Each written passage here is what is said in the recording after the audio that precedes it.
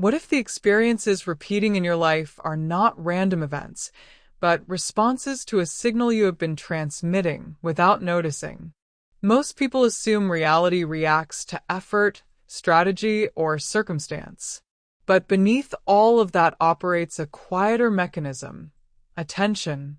Whatever consistently occupies your inner focus, especially when charged with emotion, begins to organize your perception of the world. This is not philosophy. It is function. The mind does not distinguish between imagined and real experiences when emotion is present. Repeated inner images create familiarity, and familiarity becomes expectation. Expectation subtly directs choices, reactions, and interpretations, even when you believe you are acting freely. Over time, this internal pattern hardens into what feels like how life works. Here is the unsettling part. Fear is one of the most powerful focusing forces available. When a person repeatedly imagines loss, rejection, or failure, the mind treats those images as preparation, not warning. So ask yourself, what do you mentally rehearse most often when no one is listening? And what kind of reality would naturally grow from that rehearsal? What if your subconscious mind never questions you at all, but simply carries out your instructions with absolute loyalty? This is one of the most misunderstood aspects of human consciousness. The subconscious does not reason, debate, or evaluate truth. It does not ask whether a thought is helpful, logical, or even desired. Its role is execution. Whatever is repeated with enough emotional intensity becomes a directive. This is why people often feel betrayed by their own results. Consciously, they want stability, success, or harmony. Subconsciously, they rehearse images of loss, conflict, or collapse.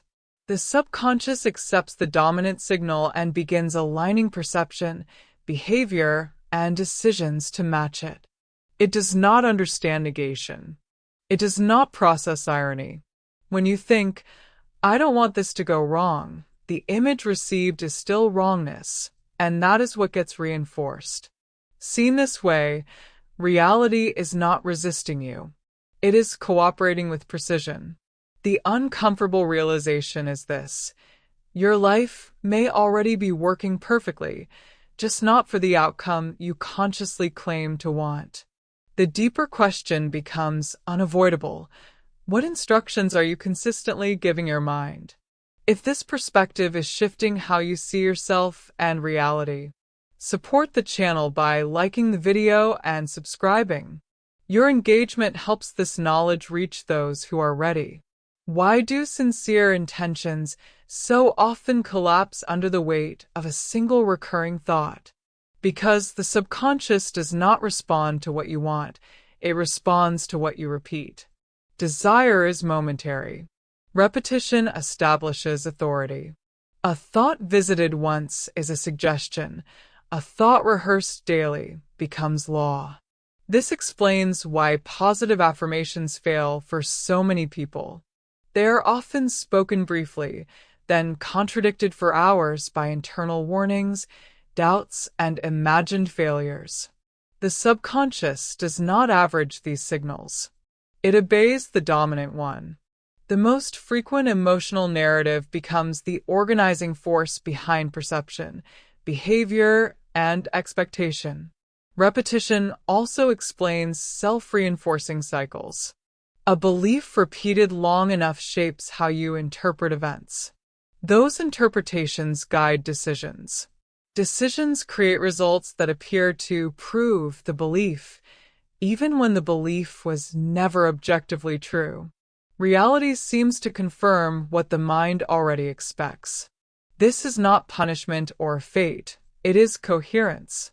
The system seeks alignment between inner narrative and outer experience. Once you see this, a crucial realization emerges. Changing your life does not start with stronger wishes, but with interrupting the mental loops that have quietly been writing your script all along. What if what you call being realistic is actually fear wearing a rational mask?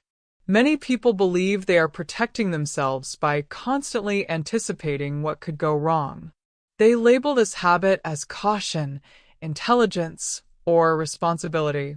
But to the subconscious, there is no such distinction. There is only repetition and emotional charge. When fear-based thoughts are rehearsed daily, the mind interprets them as survival priorities. The nervous system adapts accordingly, narrowing perception and reinforcing defensive behavior. Opportunities are overlooked. Creative impulses are suppressed. Choices become conservative, not because they are wise, but because they feel safer. Over time, life appears smaller, heavier, and more restrictive, confirming the original fear. Here is the paradox. Fear does not prevent unwanted outcomes. It feeds them. By mentally living inside a feared scenario, you normalize it. The subconscious begins to treat it as familiar territory and subtly guides actions toward what feels known. This is why people repeatedly encounter the very situations they claim to be avoiding. The uncomfortable truth is this: fear does not make you prepared. It makes you predictable. And predictability is the opposite of creation. The real question is not whether fear feels justified, but whether it is quietly authoring the future you keep calling reality. Have you ever noticed that the more you try to force a result, the more resistant life seems to become? This is not coincidence, and it is not bad luck. Excessive effort, when driven by anxiety, sends a contradictory signal to the subconscious. It communicates lack rather than confidence, urgency rather than alignment. The subconscious interprets obsession as evidence that something is missing or unsafe. When you constantly check for results, worry about timing, or attempt to control every variable, you reinforce the internal message that the outcome is not secure. That message becomes the dominant emotional state, and reality organizes itself to reflect it. True co-creation does not operate through pressure. It operates through coherence. When the internal state is calm, clear, and emotionally settled, the subconscious has room to generate solutions, insights, and opportunities that cannot be forced through conscious effort alone. This is why breakthroughs often occur when people stop pushing and start trusting the process. Control feels responsible, but it often signals fear. Effort feels productive, but it can mask inner resistance. The deeper question is this: are you acting from alignment, or from the belief that without struggle, nothing will work? The answer quietly determines what unfolds next. What if many of the limits you experience are not truly yours? The subconscious mind is largely formed long before conscious choice is fully developed.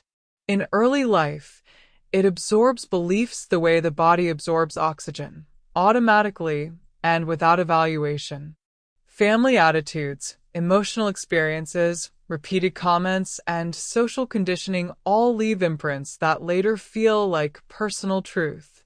Beliefs about money, love, success, and safety are often inherited rather than chosen. A child does not question whether a statement is accurate. It registers whether it is repeated and emotionally charged. Over time, these imprints become internal reference points. They shape what feels possible, acceptable, or realistic, even decades later. This is why two people with similar skills and opportunities can experience radically different outcomes. Their subconscious expectations differ. One anticipates ease, the other anticipates struggle. Those expectations subtly guide behavior, confidence, risk tolerance, and perception of opportunity. Here is the critical insight. inherited beliefs operate silently. You do not hear them as thoughts, you feel them as instincts. And because they feel natural, they are rarely questioned. The turning point comes when you realize that familiarity is not truth. Once you begin to observe your internal assumptions, you gain the ability to decide which ones still deserve authority and which ones have been shaping your life without permission. Have you ever noticed that people tend to act in ways that confirm who they believe they are? This is not a personality flaw. It is a structural function of the subconscious. Identity is not just a label. It is a set of internal expectations about how life responds to you. Once an identity is established, the mind works relentlessly to keep experience consistent with it. If someone unconsciously identifies as someone who struggles, the subconscious aligns perception and behavior to support that narrative. Opportunities may be dismissed as unrealistic. Success may feel uncomfortable or temporary. Conversely, an identity grounded in ease or capability creates openness, confidence, and resilience, even before results appear. The key point is this: the subconscious seeks coherence, not improvement. It will protect identity even when that identity causes dissatisfaction. This is why change often feels threatening. Altering outcomes requires altering the internal definition of self that produced them. Reality then responds accordingly, not as a reward, but as a reflection. When identity shifts, perception shifts. When perception shifts, choices change. And when choices change consistently, external circumstances reorganize. The deeper challenge is not learning new techniques, but allowing yourself to become someone for whom different results feel natural. Until that shift occurs, effort alone will only circle the same familiar patterns. The mirror you keep trying to fix. What if the reason external change feels exhausting is because you are working on the reflection instead of the source?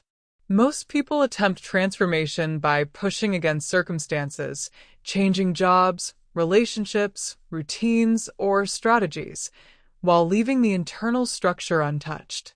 From the subconscious perspective, this is like rearranging the image in a mirror without adjusting the object standing in front of it. The subconscious does not respond to external force alone. It responds to internal cause. When the inner narrative remains the same, new situations are unconsciously shaped to match it. This is why patterns repeat with different faces, places, or timelines. The environment changes, but the experience does not. Here is the subtle trap. Visible action feels productive, while inner change feels abstract. Yet the subconscious operates in reverse order. Identity shapes perception. Perception shapes behavior. Behavior shapes results. Skipping the first step only delays the outcome. Once you understand this mirror mechanism, frustration gives way to clarity. The question stops being, "How do I fix my life?" and becomes, "What internal position am I projecting?" Because the mirror is not resisting you, it is responding with exact consistency. And it will continue to do so until the source itself is adjusted. Why criticism quietly repels what you want? Have you ever wondered why certain outcomes seem to stay just out of reach, no matter how much you say you want them? One of the least recognized barriers is criticism, especially when it is subtle, justified, or disguised as opinion. The subconscious avoids internal contradiction. When you consistently criticize wealth, success, visibility, or happiness, you signal that these states are unsafe, immoral, or undesirable. The subconscious takes this signal seriously. It does not care whether criticism is socially acceptable or intellectually framed. It registers emotional stance. If success is mentally associated with discomfort, conflict, or distrust, The subconscious will distance you from it to maintain internal coherence. This is also why envy is so corrosive. When envy is masked as judgment, it reinforces separation rather than attraction. The mind cannot move toward what it internally rejects. Even admiration mixed with resentment creates resistance. The consequence is not punishment, it is alignment. You cannot magnetize what you condemn. This principle operates silently, shaping decisions, opportunities, and emotional reactions long before results appear. The real shift begins when curiosity replaces criticism. Because what you allow yourself to respect internally is what your subconscious permits you to experience externally. Magnetism explains what effort cannot. Why do some people seem to attract opportunities effortlessly while others struggle despite constant effort? The difference is not intelligence, strategy, or luck. It is magnetism. Magnetism is the subconscious state that either welcomes or repels experiences before conscious action even begins. When your internal state is coherent, meaning your beliefs, expectations, and emotional tone are aligned, your behavior becomes naturally congruent. You speak differently. You notice different signals. You respond rather than chase. Opportunities feel timed rather than forced.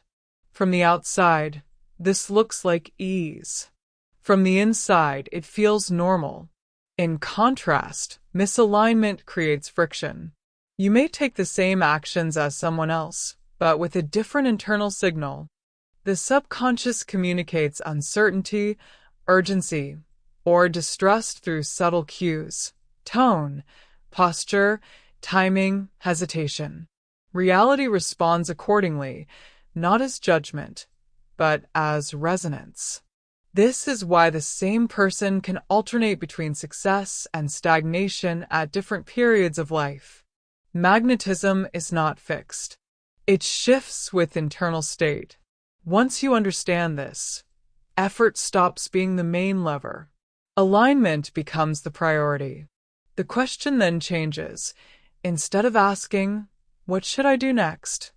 you begin asking, "What state am I broadcasting right now?" Why positive thinking often fails. Have you ever tried to stay positive only to feel frustrated when nothing actually changes? This happens because the subconscious does not respond to isolated thoughts. It responds to consistency. Positive thinking, when practiced as a surface-level exercise, is often overpowered by deeper, habitual emotional patterns running throughout the day. A single optimistic statement cannot override hours of internal tension, doubt, or mental rehearsal of worst-case scenarios. The subconscious evaluates frequency, not intent. If fear-based narratives dominate your inner dialogue, they retain authority, regardless of how sincere your positive thoughts may sound. This is why forced optimism can backfire. When affirmations contradict lived emotional reality, the subconscious detects incoherence. It does not reject positivity, it simply ignores signals that lack emotional credibility. Real change requires congruence between thought, emotion, and expectation. The shift occurs when positivity is no longer used to fight negativity, but to replace it through repetition and embodiment. When a new internal narrative is felt as familiar and believable, the subconscious begins to reorganize perception and behavior around it. The real work is not convincing yourself verbally, but gradually establishing a new emotional baseline. Once that baseline changes, results follow naturally, not because you hoped harder, but because the internal signal finally stabilized. The power of thought before sleep. What if the most influential moments of your day happen when you are no longer trying to control your mind? As the body relaxes and conscious resistance softens, the subconscious becomes more receptive. This is why the period just before sleep carries disproportionate influence over mental programming. In this state, images and emotions slip past critical filters and imprint more deeply. The subconscious does not need effort during this window. It needs clarity. Whatever you mentally rehearse before sleep is treated as a priority signal. Worries replayed at night are not released. They are rehearsed. Hopes visualized with emotional presence, however, are stored as reference patterns for future behavior and perception. This is not mysticism. Neurologically, the brain shifts into slower rhythms associated with memory consolidation and pattern integration. Emotion paired with imagery during this phase gains authority. Over time, these nightly imprints quietly reshape expectations, reactions, and decisions the following day. The mistake many people make is using nighttime to review problems instead of planting outcomes. The opportunity lies in choosing deliberately. Ask yourself, what internal movie are you feeding your mind just before it goes to work on your behalf? Because that final signal often becomes the one reality answers first. Emotion is the fuel, not logic. Why do intellectually convincing ideas fail to change behavior, while emotionally charged experiences leave permanent marks? Because the subconscious is not persuaded by logic, it is activated by emotion. Logic organizes information. Emotion assigns importance. Without emotional engagement, a thought remains inert, regardless of how rational or true it may be. This is why people can understand a concept deeply and still live in contradiction to it. Knowledge alone does not reprogram the subconscious. Emotion signals relevance. It tells the mind, this matters. Pay attention. When emotion is present, the nervous system responds, memory is strengthened, and behavior begins to shift automatically. Fear works so effectively for this reason. It carries intense emotional charge. But the same mechanism applies to constructive states. Gratitude, relief, confidence, and calm certainty are powerful because they signal safety and coherence. When paired with imagery or intention, they create a strong imprint. The mistake is trying to override fear with reasoning. The solution is to introduce a new emotional experience that feels more compelling. Once the emotional tone changes, thought patterns follow naturally. The subconscious does not ask whether an emotion is justified. It responds to its intensity and consistency. Change begins not when you understand something, but when you feel it enough for the mind to reorganize around it. Visualization works only one way. Have you noticed that some people visualize constantly and still feel stuck, while others seem to see it once and move forward? The difference lies in how visualization is used. The subconscious does not respond to wishful imagery. It responds to lived internal experience. Visualization is effective only when it is first-person, sensory, and emotionally embodied. When you imagine yourself observing success from the outside, the subconscious treats it as fantasy. But when you see through your own eyes, feel the environment, sense the relief or satisfaction, and emotionally inhabit the outcome, the mind registers it as a reference pattern. It begins to adjust behavior and perception to match that internal experience. Another critical distinction is focus. Visualization should never concentrate on the method. When you obsess over how something will happen, you activate control and anxiety. The subconscious thrives on clarity of outcome, not micromanagement. It is designed to solve, connect, and organize pathways once direction is set. Finally, visualization must be followed by release. Repeated checking signals doubt. Letting go signals trust. The paradox is this. The moment you stop watching the seed, the system begins to grow it. The question is not whether you visualize, but whether your visualization feels real enough for the mind to act on it. Letting go is not giving up. Why does letting go feel so uncomfortable when it is often the very thing that allows results to appear? Many people confuse letting go with indifference or passivity. In reality, letting go is a precise internal signal sent to the subconscious. The outcome is safe enough to release control. Control communicates doubt. Release communicates coherence. After a clear intention or visualization is established, continued mental checking creates interference. Each time you wonder whether it is working, you reintroduce uncertainty. The subconscious reads this as lack of trust and pauses execution, not because it refuses to act, but because the signal has become unstable. Letting go stabilizes the signal. It allows the subconscious to operate without contradiction. This is when insights emerge unexpectedly, opportunities appear without strain, and actions feel intuitive rather than forced. The system is no longer being interrupted by anxious oversight.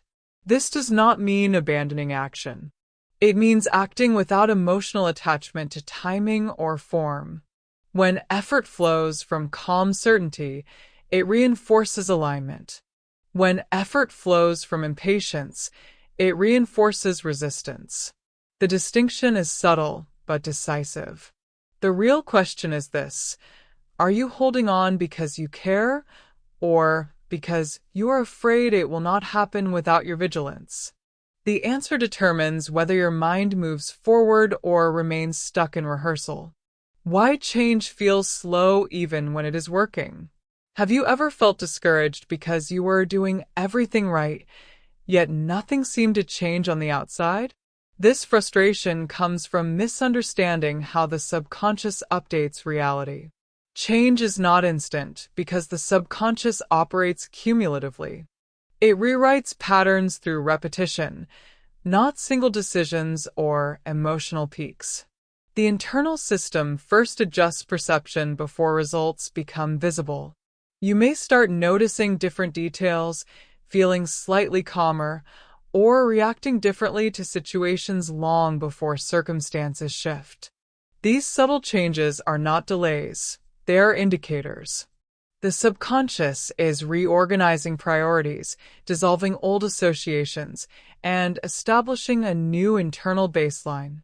External reality lags behind because it reflects sustained states, not temporary ones. When the inner signal stabilizes, behavior naturally follows. When behavior changes consistently, results must reorganize. This sequence is unavoidable, no matter how advanced the technique. Many people quit precisely when alignment is forming, mistaking silence for failure. In truth, the subconscious is integrating. Just as the body does not heal instantly but follows stages, the mind recalibrates through continuity. The deeper discipline is patience without doubt, consistency without emotional drama. When you understand that progress begins invisibly, you stop measuring success by speed and start recognizing it by coherence. And coherence, once established, cannot help but express itself externally. The environment that reinforces your mind. Have you noticed how certain places, conversations, or people seem to pull you back into old patterns almost instantly? This is not weakness. It is environmental reinforcement. The subconscious is highly sensitive to context. Surroundings act as silent cues that either stabilize new internal patterns or reactivate familiar ones. When an environment consistently mirrors past versions of you, old roles, expectations, or emotional dynamics, it reinforces the identity tied to those conditions. The subconscious reads these cues as confirmation. This is who you are here.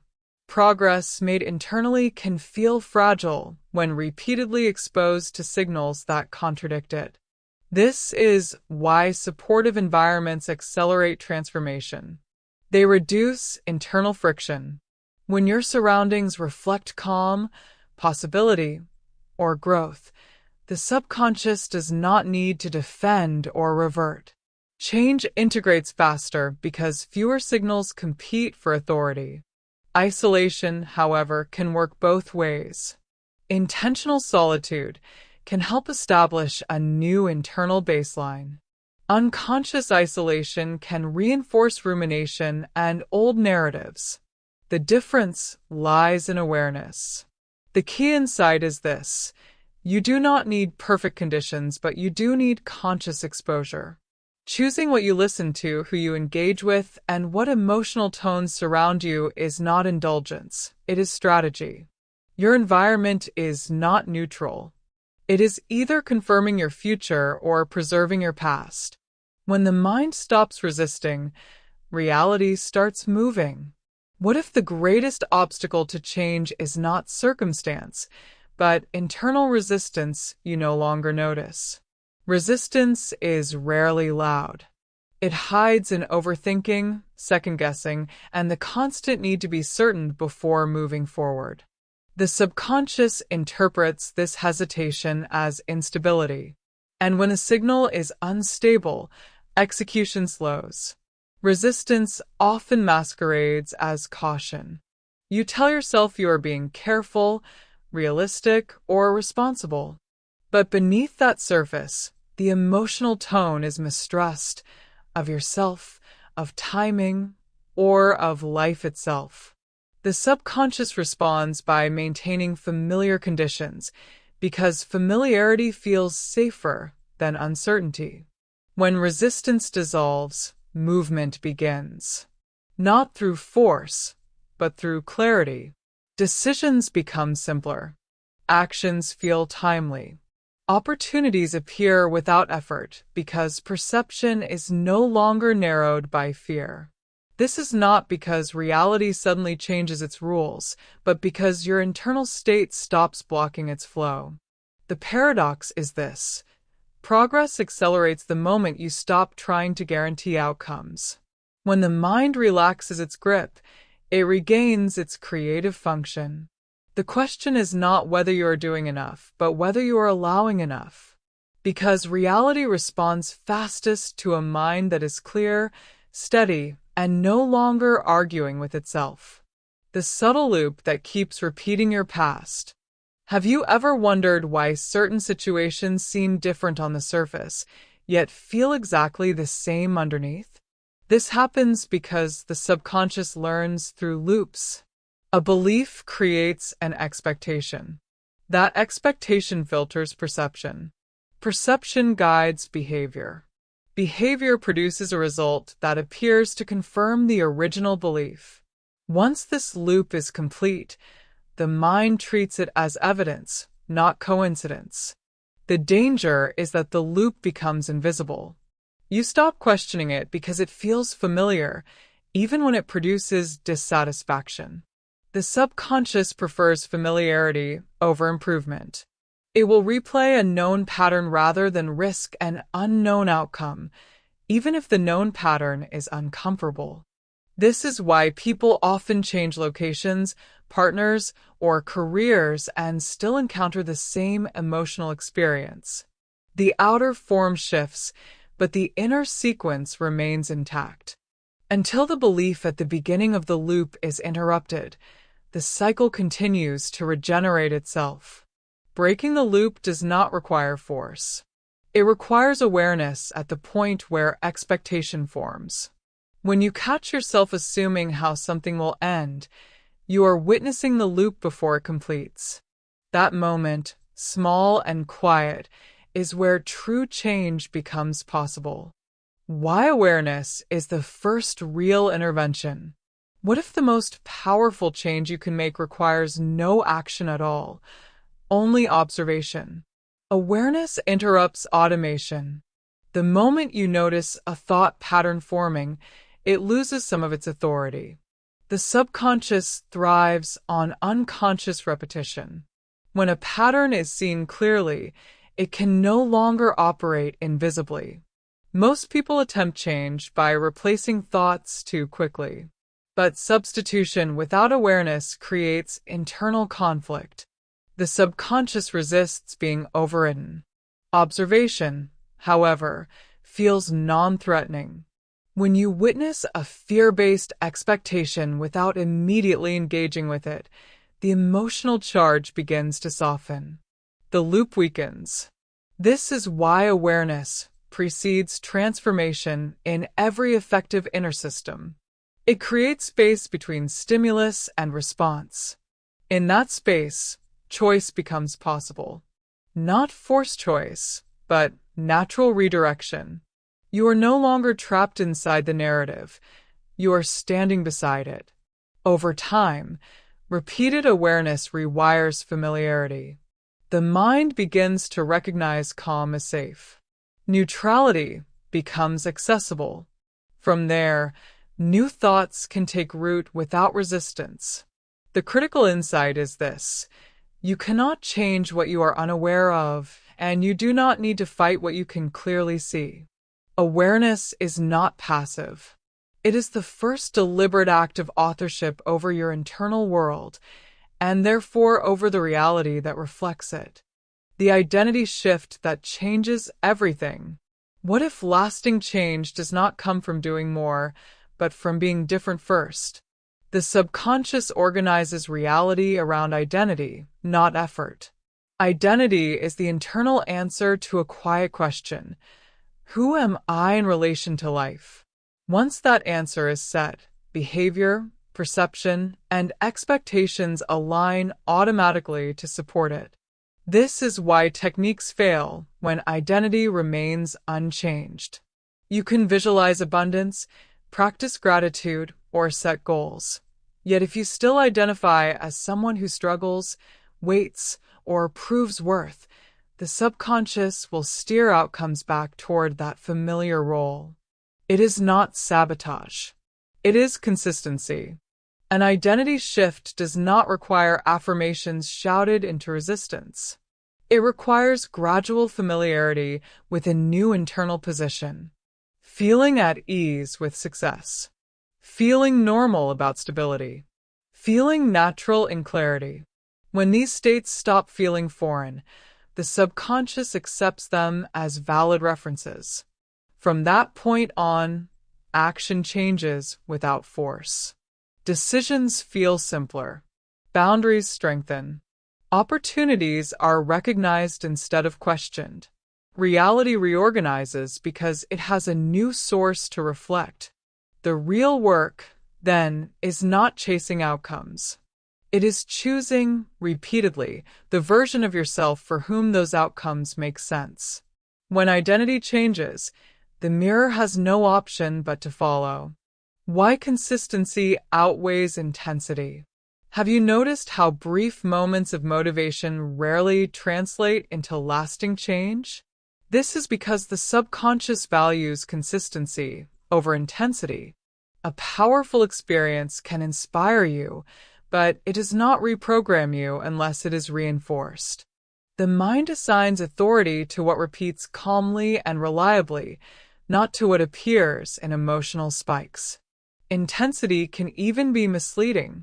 When change is driven by emotional highs, it often collapses into exhaustion or disappointment.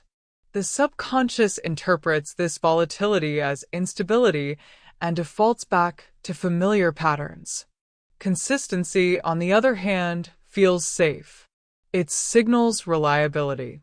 Small, repeated shifts in attention, imagery, and emotional tone gradually establish a new internal norm.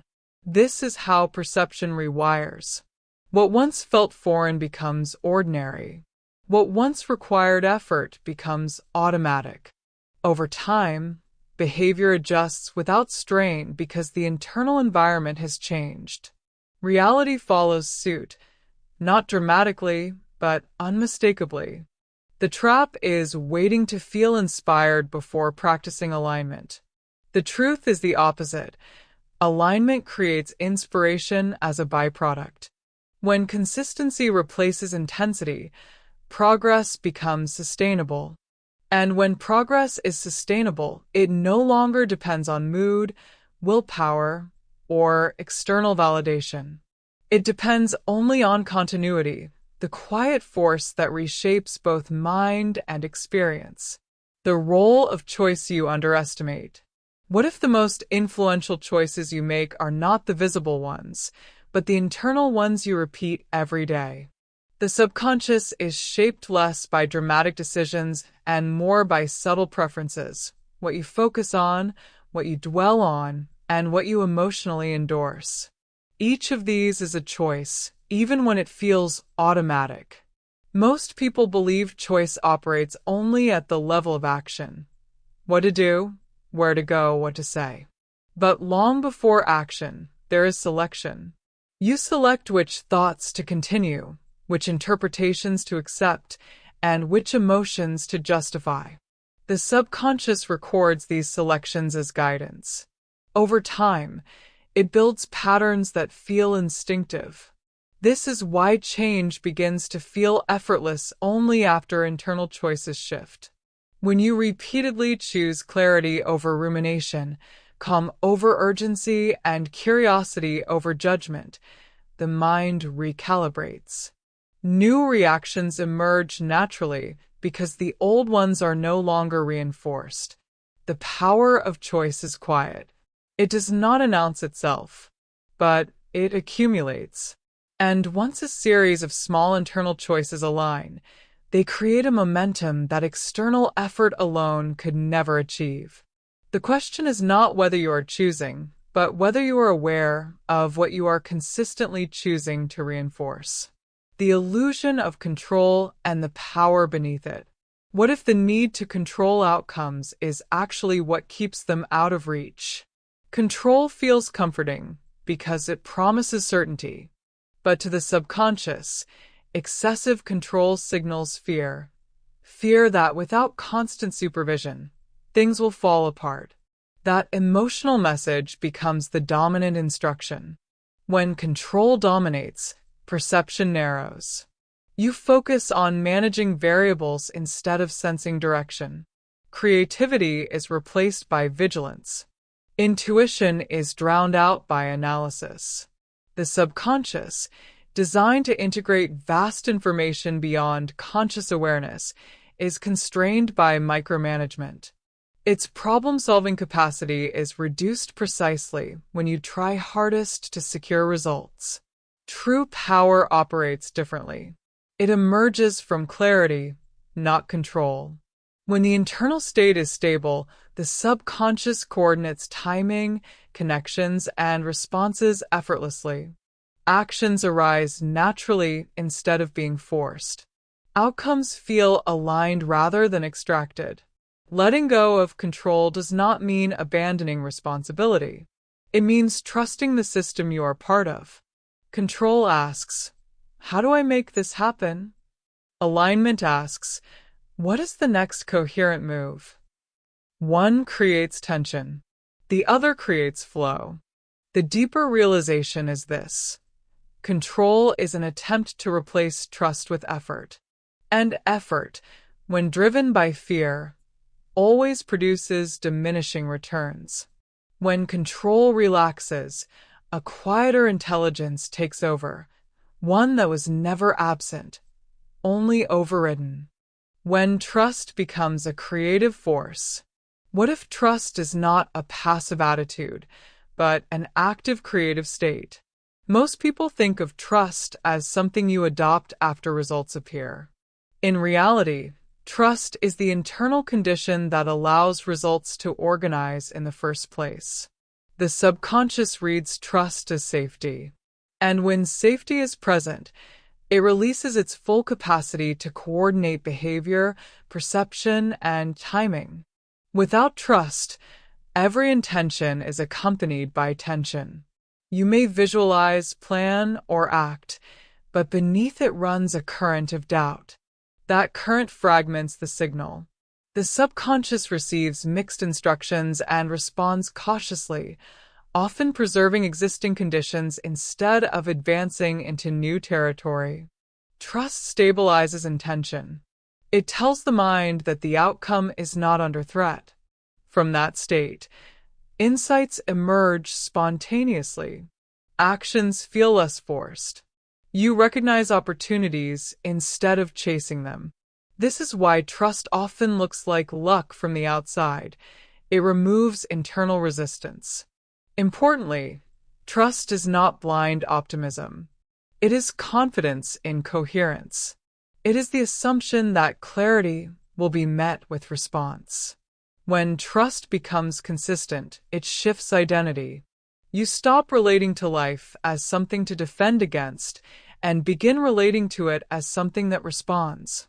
The question, then, is not whether trust feels comfortable, but whether your current level of vigilance is quietly limiting what your mind is willing to create. How the subconscious finds solutions without force. What if the most effective solutions arise when you stop trying to think them into existence? The subconscious mind is not limited to linear logic. It operates through pattern recognition, association, and synthesis far beyond conscious reach. Yet this intelligence becomes accessible only when pressure is removed. When you strain to solve a problem, you narrow the field of perception.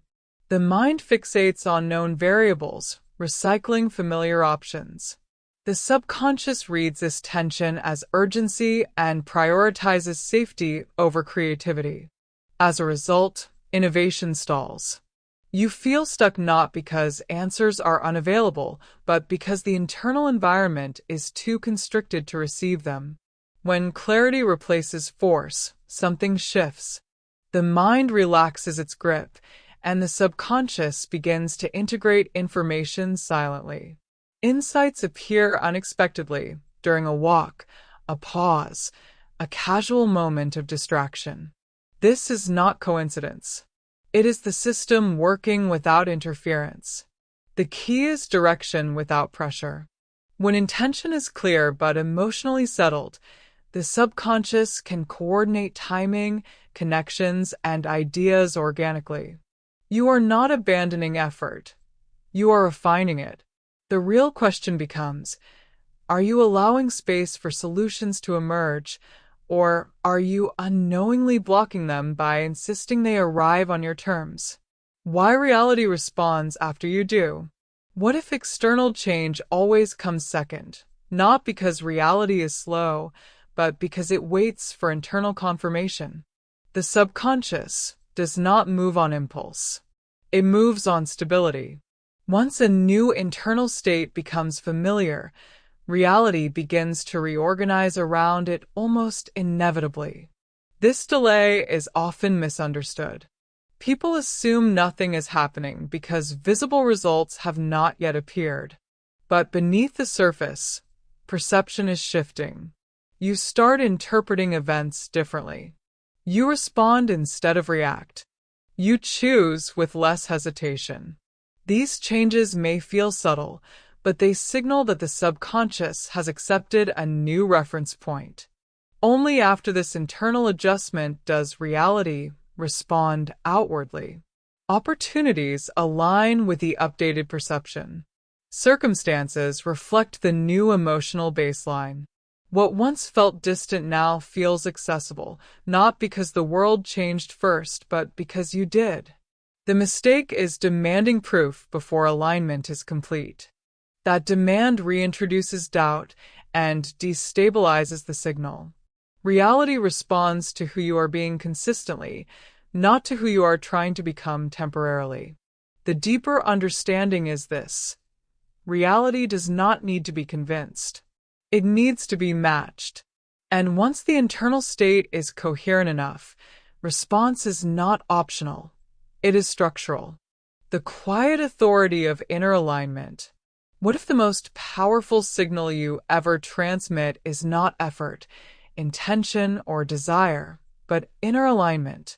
Alignment occurs when thought, emotion, expectation, and identity point in the same direction.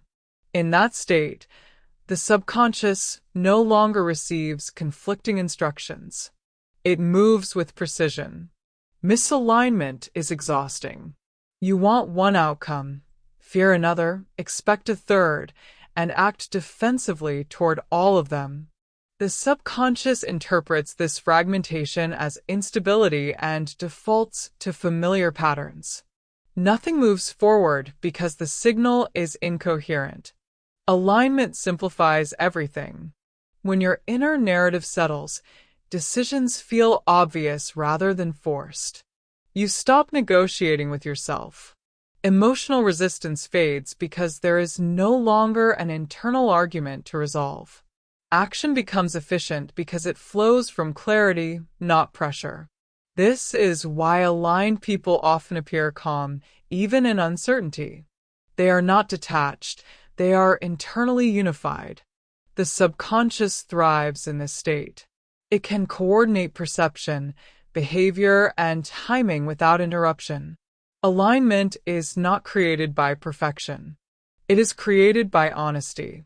When you stop pretending to want what you fear, or fearing what you secretly desire, the system stabilizes. And once it stabilizes, authority returns to the source, your inner state, where reality has always been listening. The moment you stop waiting for permission, what if the final barrier to transformation is not knowledge, timing, or readiness, but the habit of waiting for permission? Many people unconsciously postpone alignment until something external validates it, a result, a sign, approval, or certainty. The subconscious interprets this waiting as hesitation, and hesitation signals that the new identity has not yet been claimed. Creation does not respond to anticipation. It responds to embodiment. When you internally decide who you are now, the system reorganizes to reflect that decision. Waiting keeps identity provisional. Embodiment makes it operational. This is why clarity often feels abrupt. At some point, the inner debate ends. You stop rehearsing alternatives. You stop asking whether it is allowed, reasonable, or guaranteed. You act from a settled position instead of a hopeful one. The subconscious recognizes this shift immediately. Authority changes hands. From that moment, behavior aligns effortlessly. Boundaries strengthen. Choices become cleaner. You are no longer seeking confirmation. You are expressing coherence. Reality responds not because you demanded it, but because you stopped contradicting yourself internally. The deeper realization is this. Permission is not granted by circumstances. It is granted by identity. And the instant you stop waiting to become someone else first, the system begins to respond to who you have already decided to be. When you become the source instead of the seeker, what if the ultimate shift happens when you stop trying to receive from reality and start recognizing yourself as the source? Seeking implies absence. It subtly reinforces the idea that something essential is missing and must arrive from outside. The subconscious reads this stance clearly. It organizes experience around pursuit rather than fulfillment. Becoming the source is an internal repositioning. It means relating to clarity, stability, confidence, and trust as present states, not future rewards. When you embody the state first, the subconscious no longer needs to compensate or chase. It begins to express that state outwardly through behavior, perception, and circumstance. This is where co-creation completes its loop. You are no longer reacting to reality or attempting to persuade it. You are informing it. Identity leads. Experience follows. Not instantly, but inevitably. From this position, life feels responsive instead of resistant. You stop asking, when will it happen? And start noticing how things reorganize around you without struggle. Effort becomes precise. Action becomes natural. Waiting dissolves. The final understanding is simple but profound. Reality is not something you enter once you are ready. It is something that reshapes itself the moment you stop approaching it as a seeker and begin standing in it as a source. If this message resonated with you, don't keep it to yourself. Subscribe to the channel, like this video, and share it with someone who's ready to see reality differently, and leave a comment sharing what stood out to you. Your engagement helps this work reach those who are prepared to step into authorship instead of reaction.